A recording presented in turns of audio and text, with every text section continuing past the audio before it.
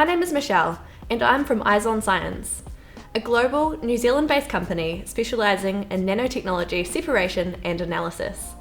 In this video, I will share specific examples of how lipid nanoparticles, or LNPs, are being used across the pharmaceutical industry, medical research, and beyond. LNPs have been developed to overcome the complex challenges of drug delivery. As nano-sized, engineerable platforms, they can be formulated to encapsulate, protect, and control the release of bioactive compounds. This presents the potential for improved bioavailability, drug stability, and targeting. In practice, LNPs have already saved lives, enabled the treatment of previously untreatable diseases, and reduced side effects to improve the quality of life for people undergoing treatment.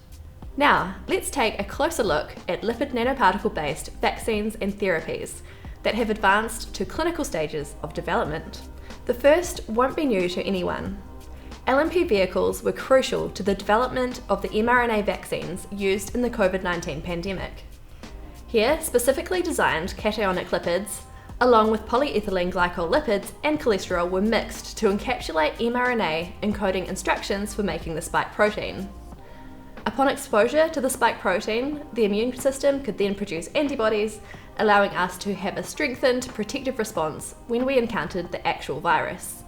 mRNA vaccines were produced in record time and changed the trajectory of the COVID-19 pandemic, potentially saving millions of lives. Another major area of development is the use of LNPs for delivering cancer treatments, where a number of therapeutics have been clinically approved. For example, Doxil is a chemotherapy drug which uses liposomes, approved to treat ovarian and breast cancer. Myosit liposomal delivers a cytotoxic chemotherapy which interferes with the DNA of tumour cells in metastatic breast cancer. Another therapy in development is the liposomally formulated ATU-027, comprised of a short interfering RNA with anti-metastatic activity, targeted at advanced pancreatic cancer. Both solid lipid nanoparticles and nanostructured lipid carriers are being considered for use in gene therapy.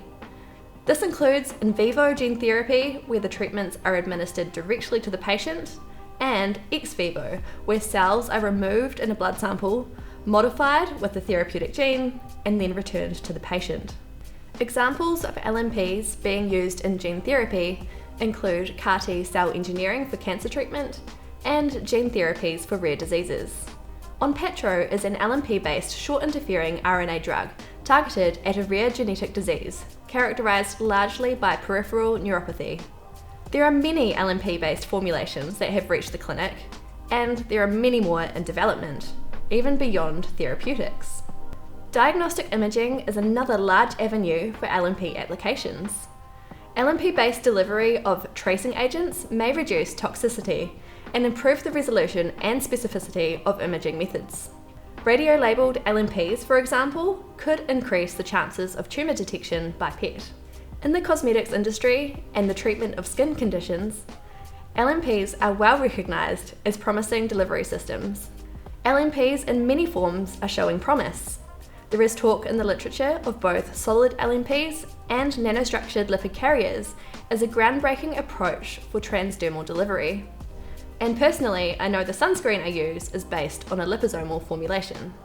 If you watched our last video, you'll know that there are many different types of LNPs, each with different structures and approaches to drug loading.